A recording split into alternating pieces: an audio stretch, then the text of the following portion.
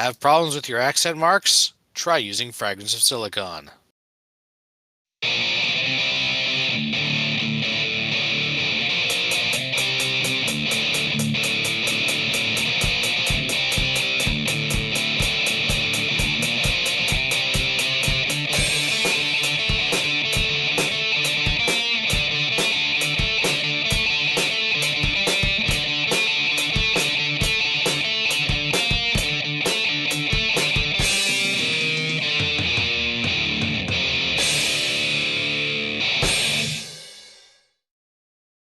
All right, welcome to the first daylight interview of the new season of Fragments Silicon. Joining us this week is Robert Bäckström of Aurora Punks. Thanks. No problem. How are you doing today? I'm good. It's supposed to spring here in Stockholm, but it's been awfully cold. So otherwise than that, I guess all good. All set for the weekend. It's the big weekend of big spring festivities in Sweden. So where we celebrate. I mean, traditionally they celebrate spring is coming. I don't know. It mostly means a lot of like sort of like a drunk students all over town, like a spring break type of thing. Uh-huh. I'm too old to be allowed into those places. Duly noted. Right. So how we like to get started properly here is we ask this particular question. That is, what got you interested in video games, both on a personal and a professional level? So on a personal level, I'll think the first game I played a lot of was back in the 80s on Sinclair ZX. My neighbor had one, and I was sort of surprised that the things you could do it. And we played a game called Head Over Heels, I remember, which I thought to be really funny. Where there's like there was two little animals, one with big feet and the other one with wings, and it was sort of a puzzle game where you in the middle you met and merged to this big thing, and that was sort of got me really intrigued about the different things you could do. Later on, obviously, all this Nintendo 8-bit came around, but I think that first thing was that introduced me to video games. Actually, but before that, I got more into like I played a lot of pen and paper board games, like Dungeons and Dragons and stuff like that. So I when I later on wanted to pursue some kind of career within games, I mean, it was sort of non-existent in the late 90s, at least in Sweden, especially if you want to go into board games. But then computer games were one of those things you could sort of starting to get like a profession in. It was total different climate compared to now. But I think a few friends from high school got together in a basement to build this massive MMO/RTS game, and I managed to squeeze myself into that team, and that later on took off and became the first studio that we started. So there would be mid 2004, 2005, I think. That was quite a while ago. And yeah. Did that product ever make it to market? No, no. I'm glad it didn't, because I think it was it was way too ambitious. So if we ever managed to get it out, it'd probably be of not enough quality. But it did sort of bring us together, and I think I guess it's good to have something to be passionate about when you start create this long running adventure. And actually that company that we started back then later became Fat Shark, which is the developer of the Vermintide and Darktide series. And I think if you ask the CEO, Martin, still today, he still nurtured that idea of being able to release or develop that massive game of his. but it never made it. The first game we released as a studio was we did the rail sequences for the Terminator Salvation film adaptation, which would be somewhere, should have been like 2008, 2009, I think. I can't really remember when the film came out, but that was the first thing we actually put out as a studio. I mean, you got to start somewhere. Yeah. So and at that time, like doing a movie license was, I mean, it wasn't maybe the most high profile thing, because movie license into games at that time tended to be quite shoehorned and not like well polished or anything. But at least it took us into the industry. True enough. And how long were you at Fat Shark for? I stayed there for 12 years. So I was, when I joined, so there were 4 founders, and then I came in as the fifth, like, and first employee slash founder, and then I stayed there for 12 years through I think 6 or 7 titles, mostly within production. And when I quit in 2018, mostly because I got more and more into publishing, or I thought that was the more interesting part of the industry, and Fat Shark being a company that self-published our title, I realized we're only going to put out a new title every 3rd year maximum. So I thought the frequency of me being able to apply the things I thought to be most interesting was a little bit too low. So that's why I decided to leave. But otherwise, it's a great company. When I left, I think it was 70 or 80 employees.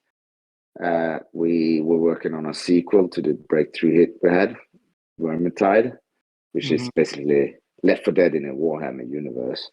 Right. And then I think now they're working on they just released Dark Tide, which is the 40K installment of the same game, and I think they're around, like, must be around 200 developers or something. So they become like one of the larger of the indie developers in Sweden. And what do you find most interesting about publishing? Well, I think I like when something you create or you're passionate about, when you let it meet the audience and sort of see the sort of merge or the reactions that happens, and something you thought to be one way maybe is appreciated in total different way, and obviously that could be all both negative or positive. So, but I just like the time when something being created and when it's taken to the audience, whether it's like in the first announcement, what would be the reactions, to get an attraction, or all those things, and all the different aspects of it as well. Like, I always felt like when you create a game, once you start coming to a stage where there's credits in there, or like a loading screen, like the starting splashing screens with logos, that felt like, wow, we're making something that's for real. And so that part, I don't know, that's the very basic part of it. And then the more I get into it, I find it so interesting because it's so dynamic and constantly changing, and there's like all this things, like it's data driven, but also not, also based on like passion and creativity, and there's so many different platforms and formats and ways to monetize. So it's never it never gets dull, I guess you would say. True enough. Every release is its own beast. Yeah, for sure. Right. And so what led you to join Aurora Punks?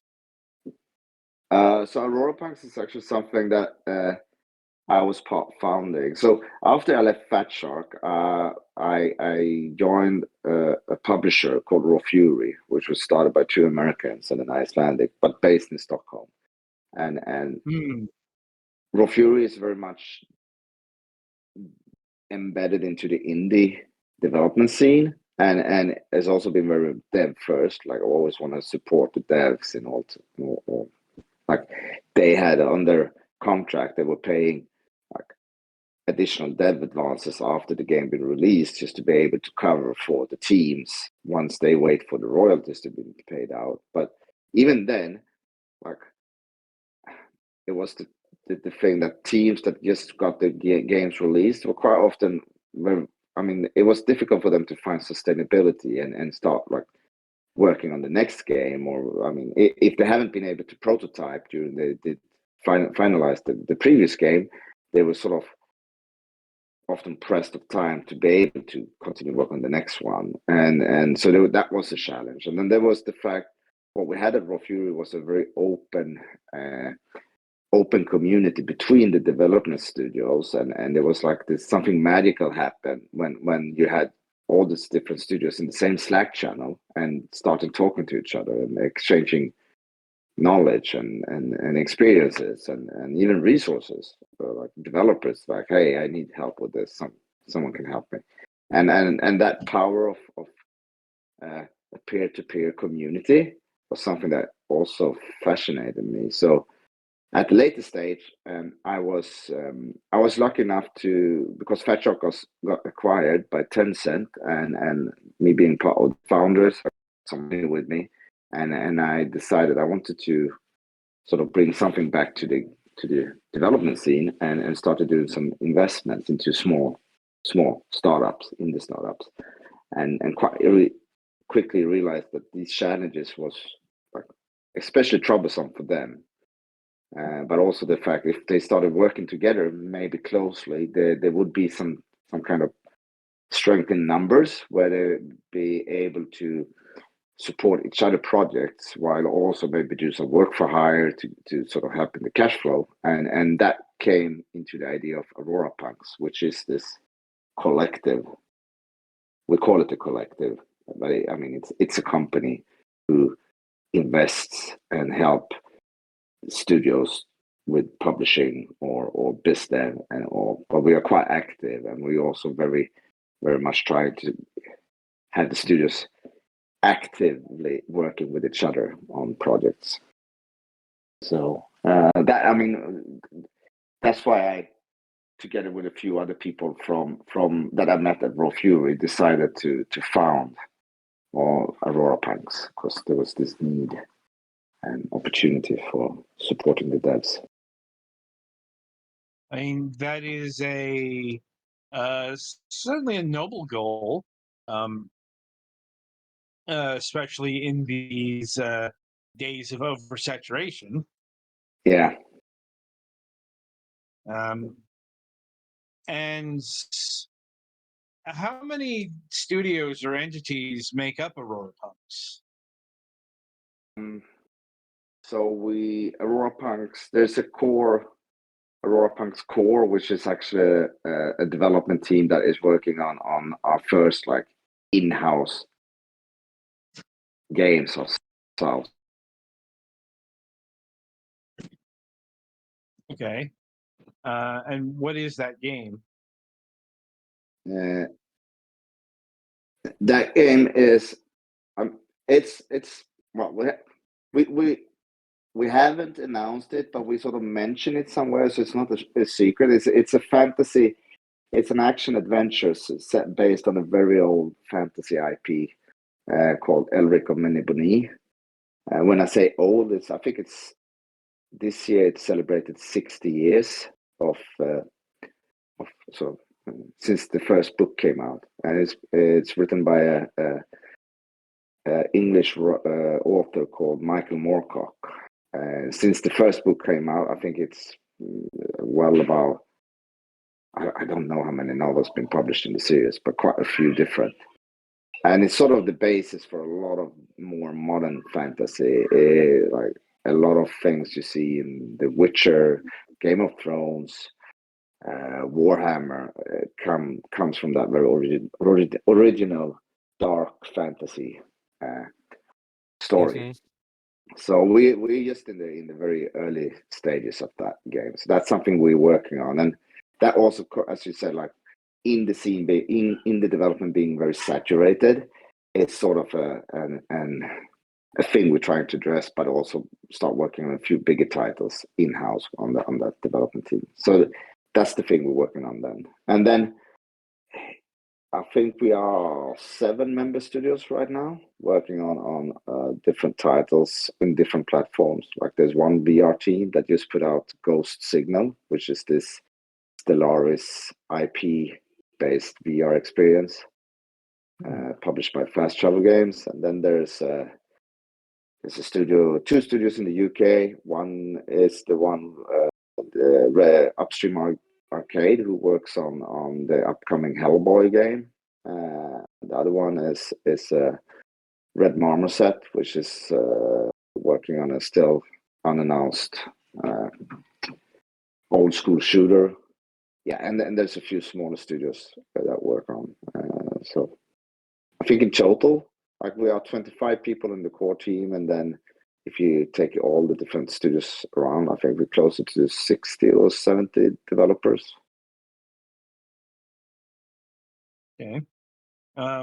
Which is a fair size for an organization of your makeup, I think. Like Yeah. now, in terms of the core team, are they made up of developers from the member studios? Well, yes and no. Some of them sort of got into that, but the core team is also now we're starting staffing up with people from like trying to get a mix of seniority in that core team, and it's very much formed around the needs of the Elric game. But also in addition for that, we also created our own sort of publishing support team where we have some QA and release managers and also like a small marketing team. So there's this support team, and then there's the others. So that core team is like a separate entity. I see. Right. Galix, do you have any familiar with the Eldritch series?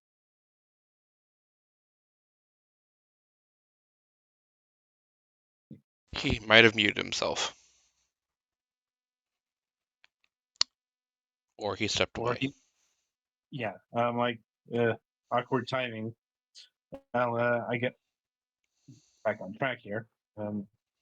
Right. So, is all of the work you do remote, or do you have like any sort of gathering where all of the member studios can get together, like in person, and talk stratagems and the like?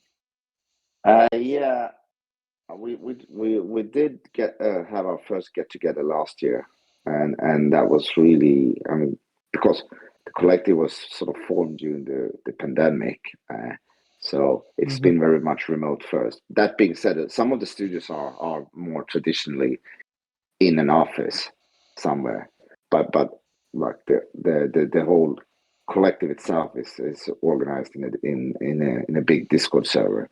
But we had our first get together last year, and it was very appreciated, and it was great fun. So we'll definitely aiming to have at least one this year, hopefully two. And as for like remote, some of like we trying to be. It's up to every studio how they and team how they want to work, but we try to support them if they want to have somewhere to meet up. So actually, what we're doing now, for instance, in Stockholm, where there's a lot of teams, like smaller studios, we actually get ourselves a larger place, office space, where we let other teams, not only members of the collective, but other teams sort of outside to rent desks and just make sure that there's this nice big co-working space for game developers, which is pretty nice. I mean, I like the very ad hoc exchanges that happens when you share the physical space.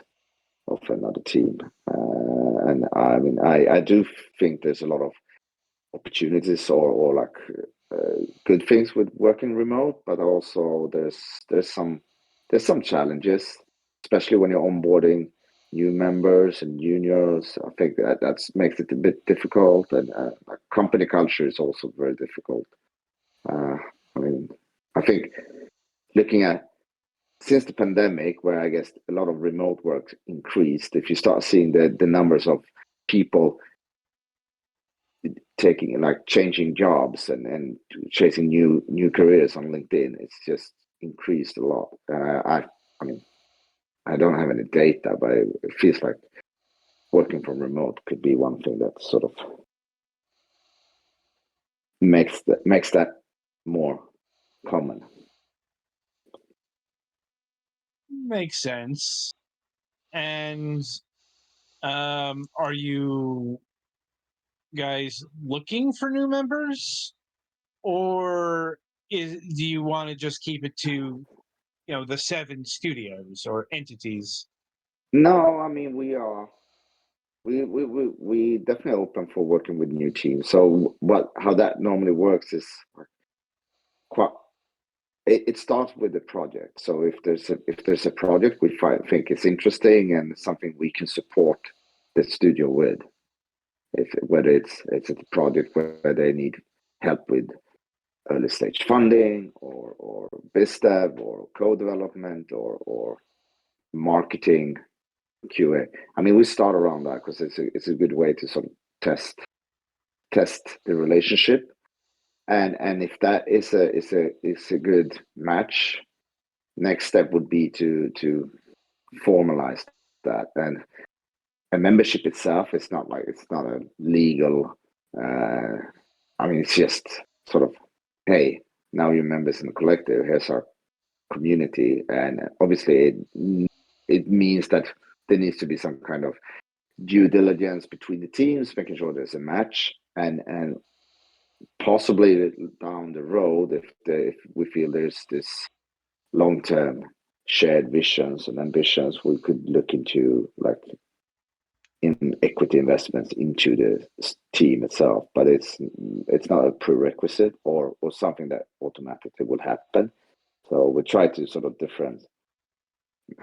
make a difference between the membership itself, which is basically just, hey, be part of our community, and the sort of the more deeper relationship we find.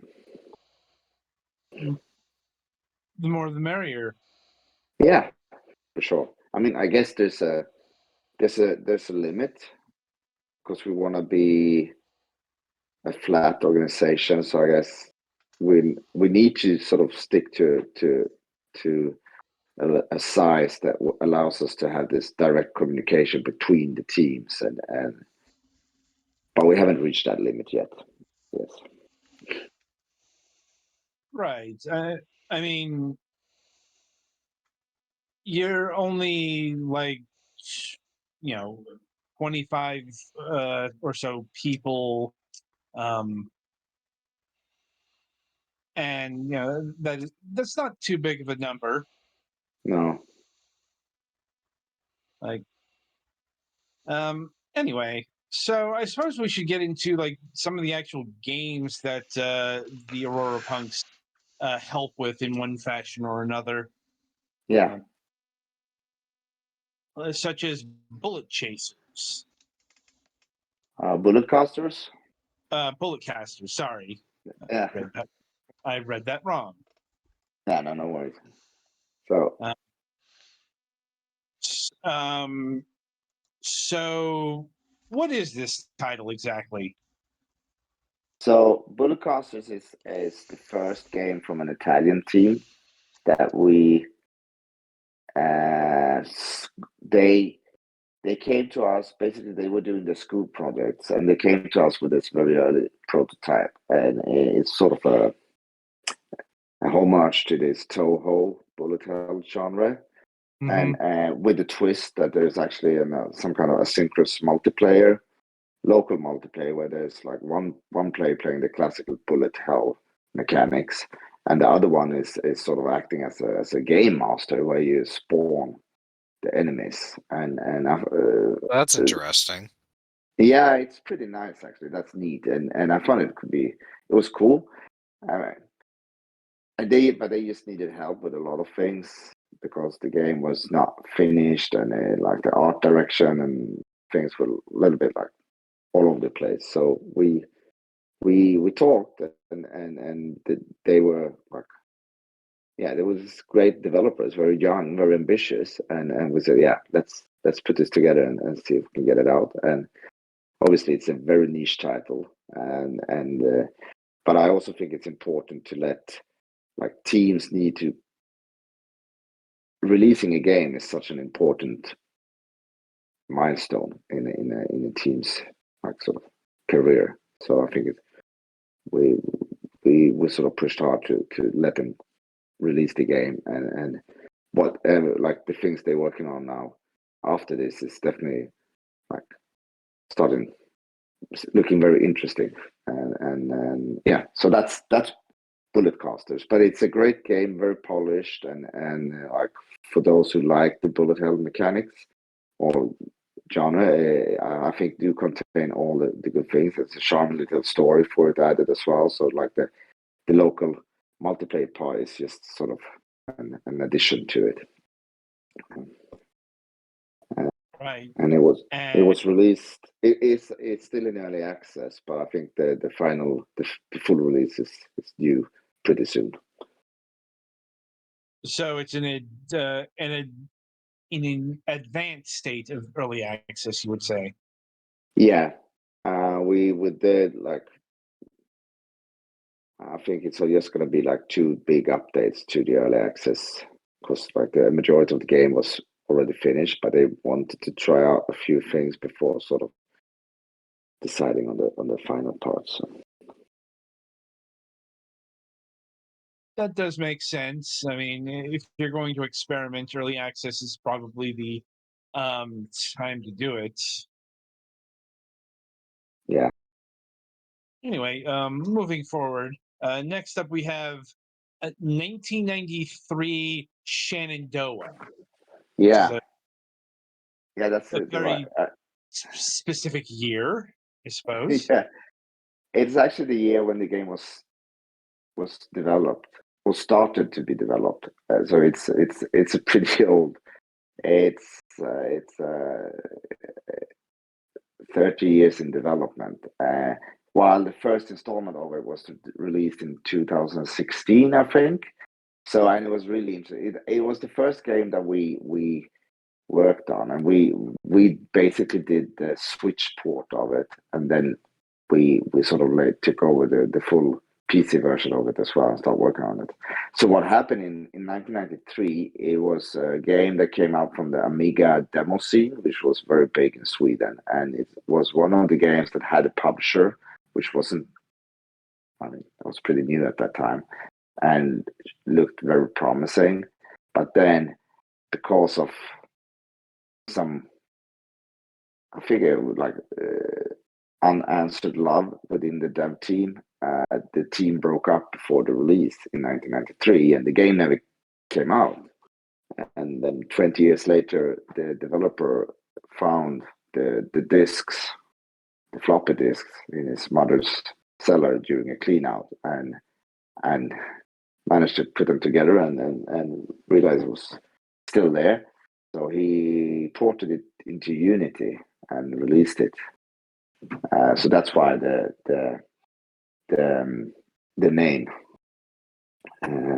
which was a reference to the original development year, and it's pretty nice because it is actually like a lot of games today that are sort of retro inspired is an homage to the retro part, but it's made from with a very modern take, and like there's some details on how you make, like back then you did pixel graphic, but you always try to make it as realistic and good looking as possible. And this, I mean, I'm not an expert, but I know the developer tried to tell me the difference from like a game made today that is meant to look retro compared to a game made back then, where there was like avant-garde or something, and there's some details there, but it's a very classical shoot 'em up, very advanced for its year. They had this very ambitious upgrade system, and like, so there's almost some RPG elements to it, and there's like a lot of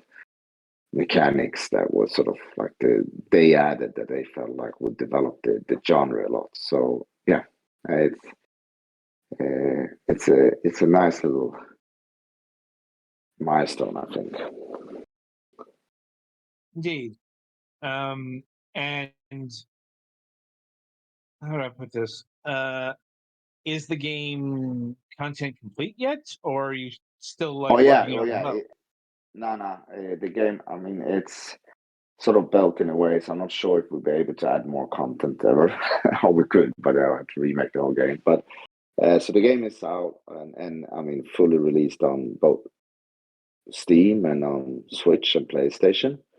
So there's there's a Japanese version as well released for it. So it's there, and in all its glory.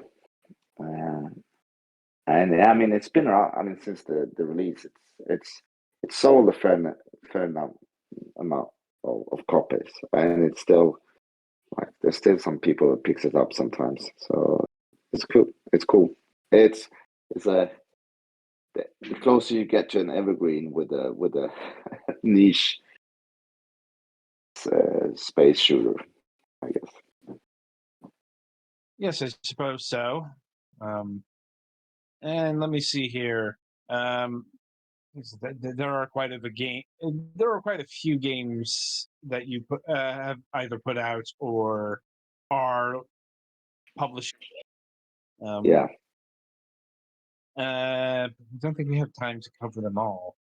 Nah, Anyway. I mean, there's one game I wanted to point out there because I think it's really interesting. It's still in early access, but it's a game Uglians, which is this tower defense slash base builder thing with a very nice haptic interface where you build your base and connect cables to them to power up the different systems, and the base is attacked by this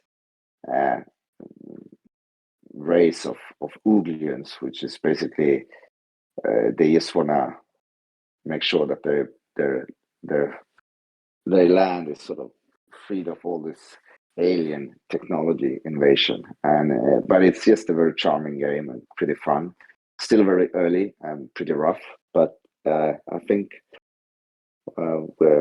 as with new content updates, I think it definitely will be one of those very nice systemic games that can entertain you for a long time. Well, hopefully that is the case. And I suppose we'll wrap up this discussion with It's Dark Inside, a tactical twin turn-based game with dark fantasy elements. Yeah. So that's the first more strategic game that we're working on. Turn-based and with very interesting story.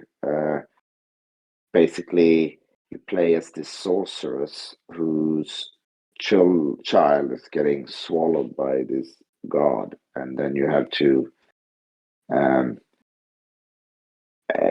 enter the god and go through these different parts of the god's body or like organs, and in this very sort of Giger type of horror-esque settings, and looking for a child, and you need to fight the god's different parts, and while you do that, you also meet up with you find out that there's other people, or not people, but other species or entities living in the god, and yeah, it's sort of a adventure, a narrative adventure into the god in your search for your child, which is it's a pretty different setting, but quite promising. It's still very early in its development, but we'll see where it goes. Hopefully, it shapes up well. And I think I've run through what I wanted to speak on this session. What about you, my cohorts here? I Anything? think I'm good. Yeah, I think you asked most of the questions I had, but these projects do look pretty interesting. So, Robert, I wanted to thank you for taking time out of your schedule and being with us here tonight or today, depending Oh, upon your time space. Yeah. And like I said, you guys have got quite a few projects brimming or put out, and hopefully we'll have you back on the show when some more of these are ready to be talked about. yeah, I would love to. And also, thanks for having me on. It's always great to be able to discuss around your projects and to see there's like other people's questions about it. So thanks a lot for that, and happy to come back into Yeah. whenever Not a we problem. have more put out. Okay. Right. So that'll about do it for this installment of Fragments of Silicon. As usual, be sure to tune in for the Sunday reviews happening in a couple of days. And until then, I shall wish you good gaming. Oh, thank you. All right. Bye.